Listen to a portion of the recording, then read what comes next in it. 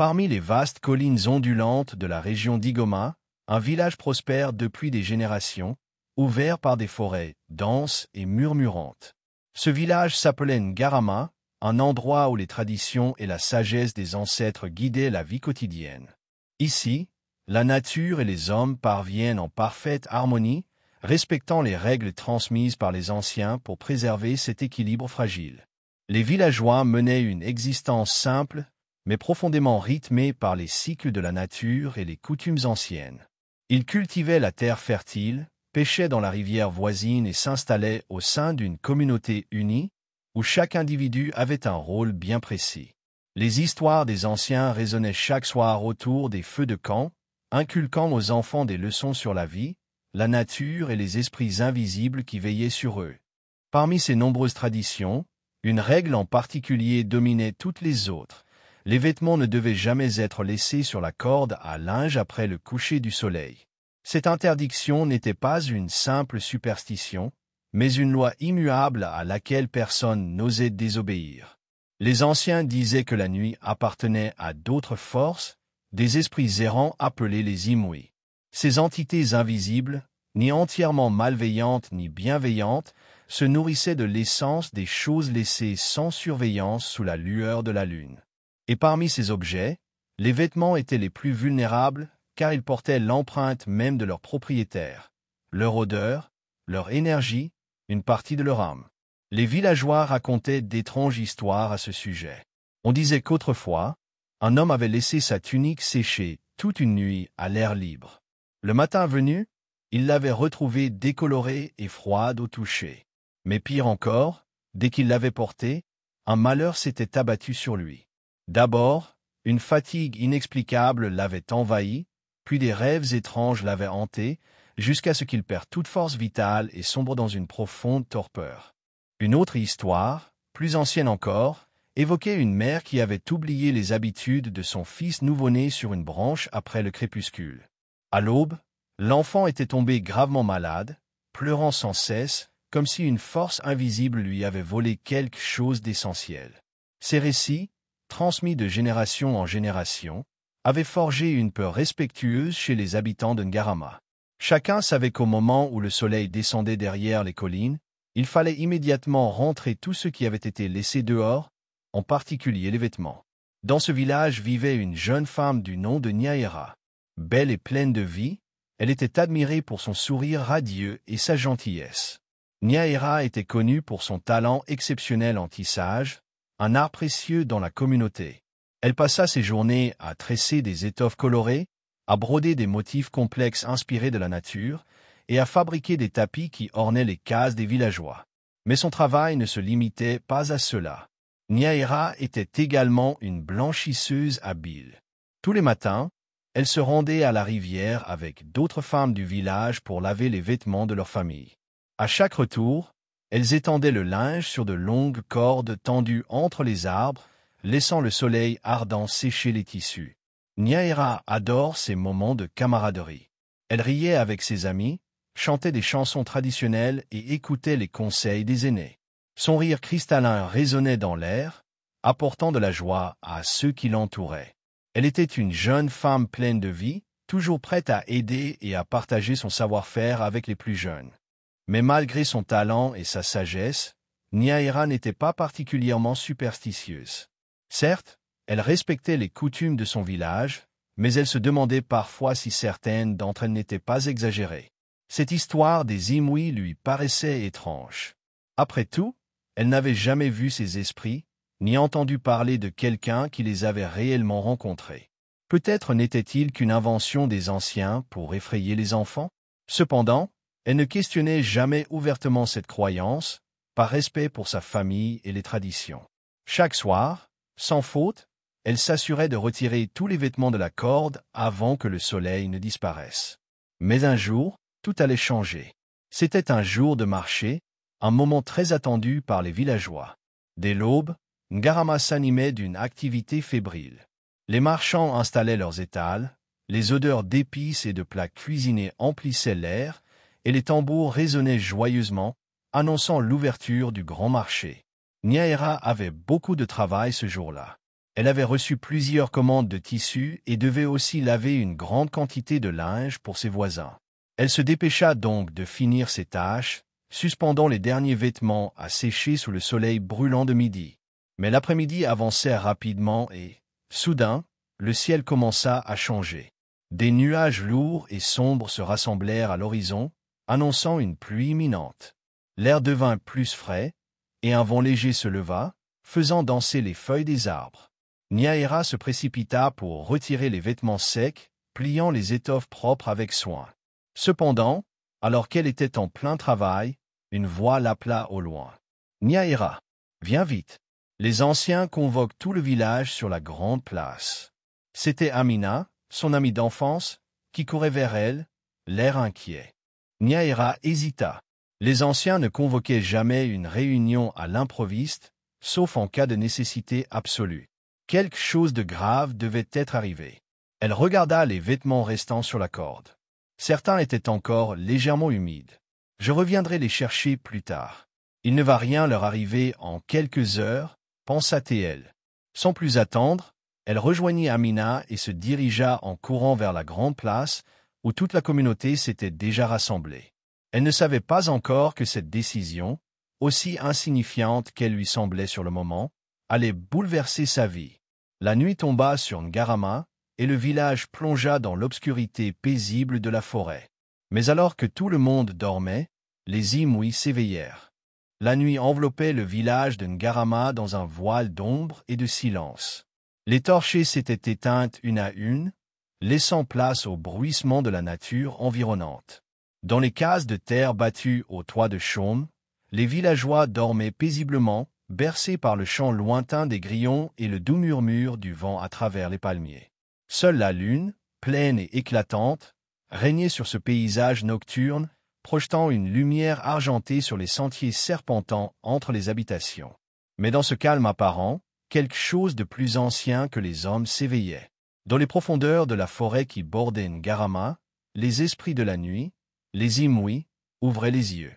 Invisibles aux regards humains, ils glissaient entre les arbres, leur présence annonçant une tension imperceptible dans l'air. Ils étaient attirés par ce qui avait été oublié sous la lueur de la lune. Ce soir-là, ce fut Nyahera qui, par inadvertance, leur offrit un passage dans le monde des vivants. Pendant ce temps, Nyahera se trouvait sur la grande place du village, entourée de tous les habitants rassemblés sous le grand baobab sacré. Des torchées crépitaient autour du cercle formé par les anciens, illuminant leurs visages graves. Au centre se tenait Pea Kalfani, le plus vieux et le plus sage du village, dont la voix profonde et autoritaire résonnait dans la nuit. « Nous avons reçu un signe des ancêtres, déclara-t-il, balayant l'assemblée de son regard perçant. Un frisson parcourut la foule. Lorsqu'un ancien parlait d'un signe, cela signifiait généralement qu'un grand bouleversement était à venir. Une calamité approche, et nous devons nous préparer. Il n'en fallut pas plus pour que des murmures anxieux s'élèvent parmi les villageois. De quoi parlait-il? Se demanda Nyahera en fronçant les sourcils. Amina, son amie, se pencha vers elle et murmura. « Tu crois que c'est un mauvais présage ?» Nyahera haussa les épaules, troublée. Elle était absorbée par les paroles du vieil homme, mais une autre pensée furtive traversa son esprit. Les vêtements qu'elle avait laissés sur la corde à linge. Elle jeta un regard vers l'horizon, où la lune brillait haut dans le ciel. Elle avait prévu de revenir les chercher après la réunion, mais à présent, la nuit était bien avancée.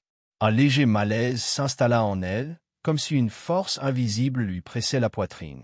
Elle se secoua. Ce n'était que des tissus, après tout. Mais au fond d'elle, un instinct plus profond lui soufflait qu'elle avait fait une erreur. La réunion des anciens s'acheva tard dans la nuit, et Nyahera regagna sa case, épuisée par les émotions et les discussions. Dès qu'elle posa la tête sur son oreiller tissé de fibres de raffia, le sommeil l'emporta. Mais tandis qu'elle dormait profondément, dans l'obscurité du village, les Imouis se rapprochaient. Leurs formes immatérielles ondulaient sous la lumière pâle de la lune, invisibles aux yeux humains, mais perceptibles pour quiconque avait le cœur assez ouvert pour ressentir l'étrangeté de leur présence. Ils glissèrent silencieusement entre les maisons, évitant les torchées encore allumées, et s'approchèrent de l'enclos de Niaera, où les vêtements oubliés pendaient encore sur la corde. Les Imouis s'arrêtèrent, attirés comme des papillons par une flamme. Ils entourèrent les tissus, les frôlant de leurs doigts translucides, absorbant l'essence de leur propriétaire. Chaque morceau de tissu contenait une empreinte, une parcelle de vie, une énergie invisible, laissée là par le simple fait d'avoir été porté par une personne. Les Imouis reniflèrent l'air, goûtèrent la trame du tissu, et commencèrent leur œuvre silencieuse. Ils modifièrent les vêtements, distordant leur nature même. Une étoffe autrefois éclatante devint terne, vidée de sa vitalité. Un pagne en coton doux se raidit, sa texture devenant rêche comme une vieille écorce. Une tunique, autrefois ajustée, sembla grandir et s'élargir, prenant une forme qui ne correspondait plus à aucun corps humain. Enfin, lorsque leur travail fut terminé, les Imouis disparurent, se fondant dans les ténèbres. À l'aube, Niaera se réveilla en sursaut, le cœur battant à tout rompre. Un rêve étrange et oppressant l'avait hantée toute la nuit. Elle se souvenait de figures voilées flottant dans l'obscurité, de chuchotements indistincts, de mains glacées frôlant sa peau. Le malaise de la veille revint aussitôt, accompagné d'un poids lourd sur sa poitrine. Elle se leva précipitamment et sortit de sa case, courant vers la corde à linge. Dès qu'elle vit les vêtements, elle sentit son souffle se bloquer dans sa gorge. Rien n'était comme avant. Certaines pièces de tissu avaient disparu sans laisser de traces. D'autres semblaient avoir changé, presque déformées. Elle attrapa une étoffe rouge qu'elle avait elle-même tissée la semaine précédente. Lorsqu'elle la toucha, un frisson glacial remonta le long de son bras. Elle était froide, comme si elle avait été trempée dans de l'eau de rivière en pleine nuit. Elle examina une autre tunique, celle de son petit cousin, et sentit son estomac se tordre. Le vêtement, autrefois taillé pour un enfant de 3 ans, semblait désormais assez grand pour un adulte. « Ce n'est pas possible, » murmura-t-elle en reculant. Elle se retourna brusquement et vit Amina, qui arrivait en courant. « Niaera, tu vas bien? Tu as l'air étrange. » Niaera ouvrit la bouche pour parler, mais aucun son ne sortit. Son regard se posa à nouveau sur les vêtements altérés, et une vérité glaçante s'imposa à elle.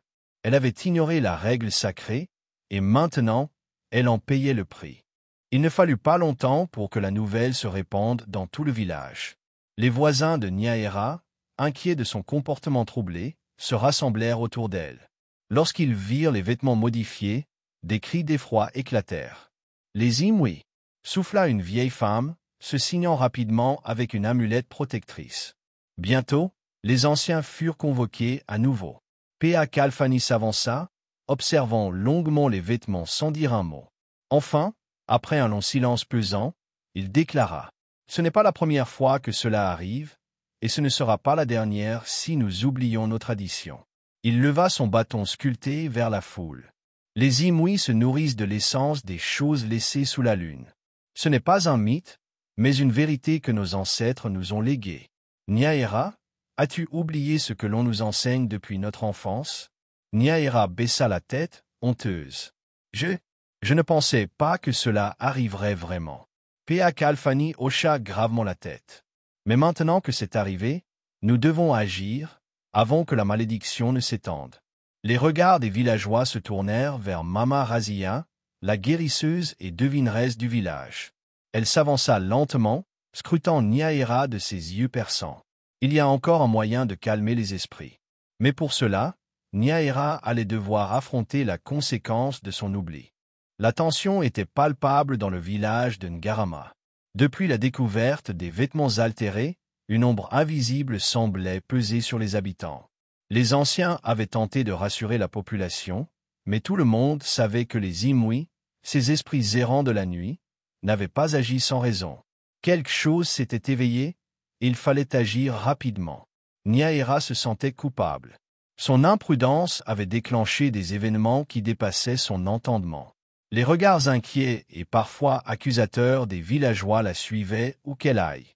Elle savait qu'ils ne la blâmaient pas entièrement, après tout, elle n'avait jamais voulu offenser les esprits, mais la peur avait pris racine. La nuit suivante, un silence pesant s'abattit sur Ngarama.